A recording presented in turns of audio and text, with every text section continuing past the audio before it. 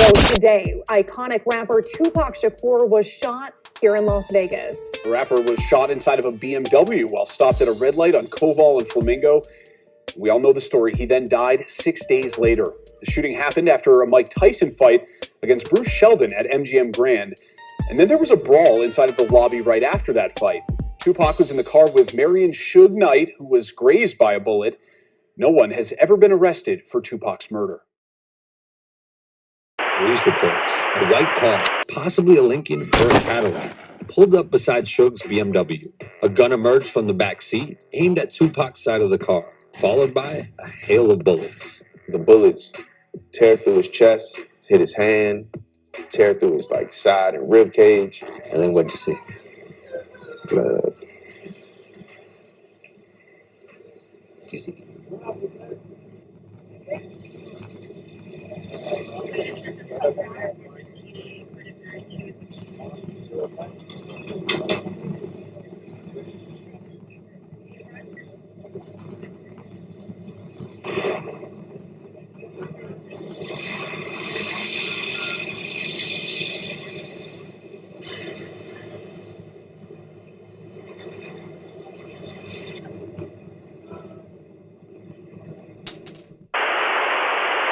Often referred to as Pop by friends and fans, may seem bigger in death than he was in life. He's become a prolific part of pop culture, from our clothes to films about his life. Why the cameras all on me? Why me? Because I'm Tupac. Even in music, his imprint still fresh. Look at guys like Rick Ross, bald head, silk shirt. Look at Kendrick Lamar, unapologetically him. Drake has Tupac's ring on right now that he bought at an auction somewhere. I think hip-hop doesn't grow without Tupac. But at the time of his death, he wasn't just the biggest rap star out there, with hits like California Love.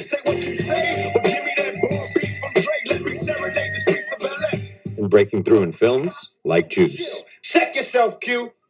You gotta snap some collars and let them know you there to take them out anytime you feel like it. He was a bona fide mainstream celebrity.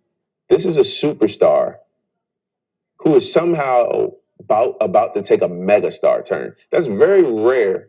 Pac dined with Madonna, went backstage with Mike Tyson, was on red carpets with Rosie Perez. Hey, Rosie. He's to hip-hop what James Dean was to rock and roll in the 1950s. And I always thought that Tupac would have been one of the greatest actors ever if he had lived and been able to fulfill his full potential.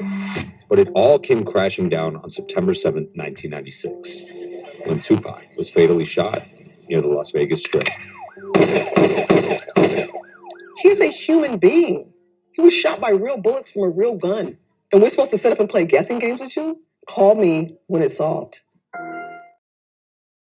We're about to hear and see the latest update in the rap world. Let's get started. One thing dudes do forget is that no matter how long they hide the truth, one day it'll tell on them. If you know that much, then you're way better than some folks out there. So get this. It's almost 3 decades since Tupac died. Are you with me? After this incident, feds have been on the search for snitch and perpetrators. Did they find one? Let's see. Honestly, guys, it's been a long process, and at some point it almost seems no one would ever be caught. Ain't nobody to snitch. So while y'all was freaking out, then boom, Keith was arrested. Guys, after his arrest, several issues followed. Most importantly, fans started to ask questions on how he's involved in Tupac's investigation. If he was, why ain't no one arresting till now? When thinking about this, I noticed that Dwayne Davis, aka Keith, is not the man I thought he was. Damn, I mean, though he's now aged, Keith remains one of those legendary gangsters. Yeah, I mean that. In every sense of it, this dude was present when things were happening to Tupac. Exactly. He knew what happened right from the start. That's why he would always brag about it. Bro, ain't no sane human would brag about this Shay*T. But Keith ain't no normal guy. Keith always bragged about what he saw on that day, and who did what, and when. Before I begin to connect the dots and tell you guys the parts Diddy played, listen to what Keith once said. The infamous Suge Knight, former Death Row Records CEO, who was in Shakur's vehicle, and I are the only living eyewitnesses to the deadly confrontation on the Las Vegas Strip between the occupants of our 2 vehicles. This brag continued on for years, but no one was there to listen. Not really. We all listened, but never paid attention to details. What's even more confusing is, why would Keith rant about these things as if he's untouchable? Well, is he? See, guys, after calling Shuge, Keith didn't stop there. This dude is on fire. Yeah, he's really on fire, especially with words. Going forward, when Keith got to be asked on his part in Tupac's incident, Keith dropped this bombshell. He said, that was stupid as hell.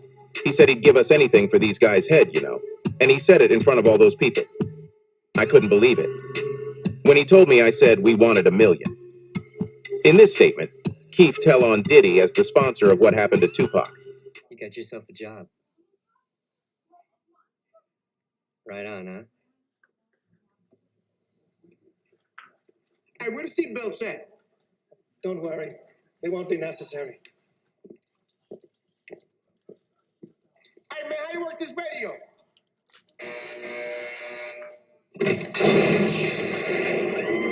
You see, those words from Keith are big. I mean, it's like a witness confessing to a crime scene. Guess you understand that. Now, many people are asking, how did Keith and Diddy meet? And what's the connection? This whole mess will make sense when you hear this. Keith might look so weak and innocent, but don't let that get to you. Hope y'all know looks can be deceiving. That's why Keith, since he was a one-time shot caller for the Southside Crip, had to snitch at a point. As a matter of fact, back in the days, Keith used to be one of those guys you don't want to mess with. If you know this, you know peace. If you don't believe this, then there's something you're missing out. Listen, guys, Diddy, who Keith snitched on, is another big player in this industry. From sources, Diddy out of his $1 billion paid $1 million to Keith to take out Pac. Isn't that interesting? Including vehicles in Tupac and Shaku's caravan, the interior of the BMW bloodied from the shooting, and photos of the area that show shell casings on the ground. Keefe D will be back in court on October 19th, and Law and Crime will, of course, have that hearing covered for you. I spoke with Kathy Scott. She is a veteran reporter, and she has covered Tupac Shakur's murder from the very beginning, and she's written 2 books about the case. The first is The Killing of Tupac Shakur, and later she wrote the book, The Murder of Biggie Smalls. I spoke with Kathy Scott about a number of things, including why she believes it took so long to solve this crime and what Tupac Shakur's mother would have thought about this arrest. Kathy, what was your reaction when Dwayne Keefe D. Davis was indeed indicted for his alleged role in the murder of Tupac Shakur? I was really pleased. I mean, my first thought was, about time. Good on them. It wasn't surprising that it was Keefe D, because I knew, of course, that he was in the car and he was Orlando Anderson's uncle, and that they all went out to, shoot Tupac. So, we did have a little bit of notification of it. It was when the search warrant was done that the world knew that this might happen. So it was no surprise, but very belatedly. No surprise, but very belatedly. Sure, and that's because it wasn't a surprise because of the search warrant, of course, but also the fact that Keefe D had been making statements about this publicly for some time. He had written a book, Compton Street Legend, and then, of course, had granted a number of interviews, including to BET and to some YouTube channels. Yeah, as one cop once told me, crooks are stupid, that's why they get caught, and you can't keep people from themselves. But I don't know if he thought there was a statute of limitations that had expired, I think he must have thought all this time had gone by, and I was just, what did he call himself? He called himself a witness. You're in the car, you provided the gun. You went, buddy, in that car had the intent to go hurt Tupac payback for the beatdown earlier at the MGM Grand. So for some reason, he thought he was just bragging on where he was and what he did, and thought, only one person would be responsible when everybody in the car was responsible. But, he was a street gang, member, so he obviously wasn't up on the law. And it got great evidence that the police department could finally put this to bed. It made it real easy. It's a slam dunk. What was it like covering that case? Because, to hear the people on the scene that night tell it, there was an entourage there. We know about the women in the other vehicle who were kind of yelling at Tupac, and they were going to go to the club with him and Suge Knight.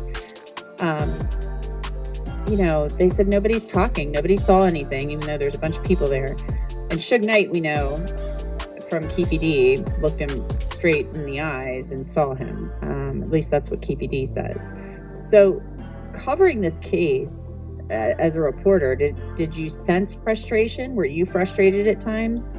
Well, the police department clearly did not appear to want to solve the crime, and they held a news conference. All the sports writers were in town for the Bruce Seldon Mike Tyson fight, which is why Tupac was in town. And so they held a news conference, and all those reporters were there. So there are a ton of reporters in town, at that conference. But police did not open it to questions, and I frankly think they thought it would go away. And they weren't answering reporters' calls. They talked to me because I was a local reporter, but they wouldn't talk to out-of-town reporters. So, but the thing about Compton and not talking, and there's something called street justice.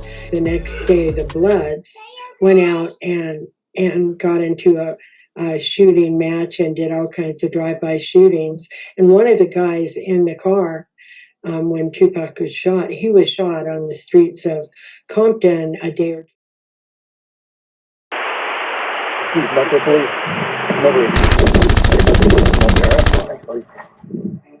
One over here. Appreciate your cooperation, okay? I'll stand right here in front of the car. Yep, so. Yep, we're going to put it down. I know, hang on. Put that down. Okay, all right. New body camera video of the arrest of Dwayne Keefe D. Davis, the man accused of ordering the murder of rapper Tupac Shakur. I need We'll let you get it. We're also getting a look at the evidence prosecutors showed the grand jury to indict Keefe D. I first shot it, hit people in the head. I thought he was dead. Like, damn, dead. And a reporter who's covered Tupac's murder weighs in on why it took 27 years to make an arrest, what the murder charge would have meant to the legendary rapper's mother. I think it would have been a big moment for her to see justice. Welcome to Law and Crime Sidebar Podcast. I'm Anjanette Levy. We are taking a look at 6 critical pieces of evidence that the grand jury in the case of Dwayne Keefe D. Davis saw as they indicted him. And we're also getting a closer look at body camera footage from the arrest of Dwayne Keefe D. Davis a week ago. Keefe D.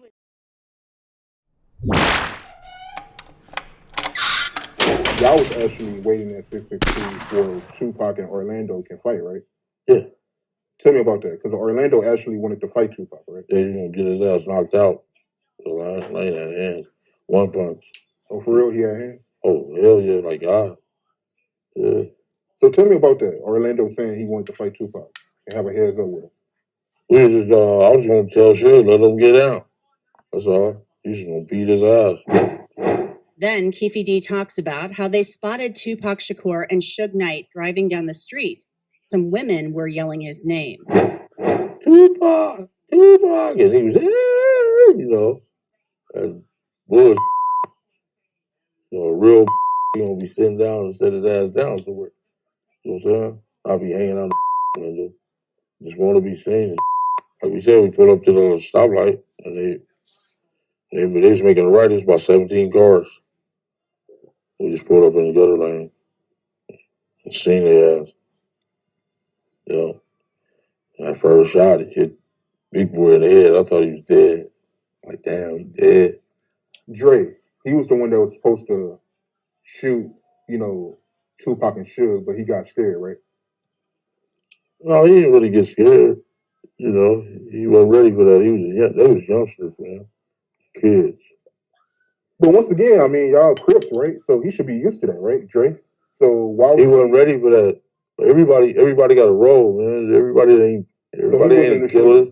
Everybody, you know what I'm saying? Everybody ain't gonna kill.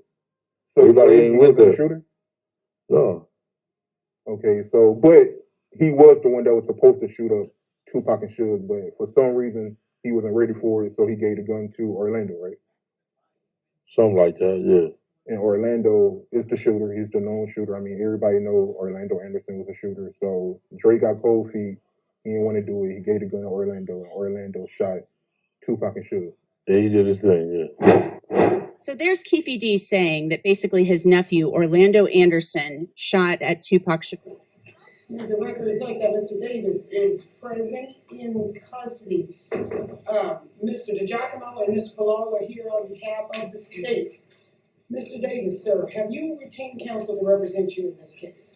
Yes, ma'am. We will continue to ask for a no bail setting because we believe under Nevada law and the evidence in this case that the proof is evident and the presumption is great that he will be convicted of first-degree murder, and that allows us to ask for a no bail setting. Well, he's no different than any other defendant. I mean, we had a feeling this day was coming in the recent history based upon some of the events that have occurred in the last few years and few months.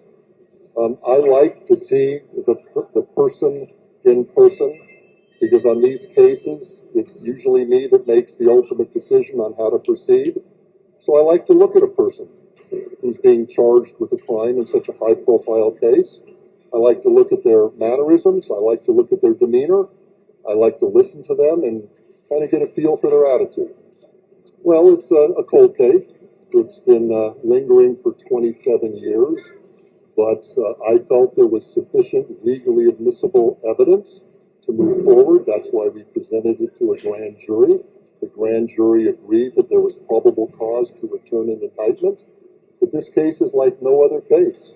In a court of law, we have to present sufficient legal evidence to hopefully prove his guilt beyond a reasonable doubt.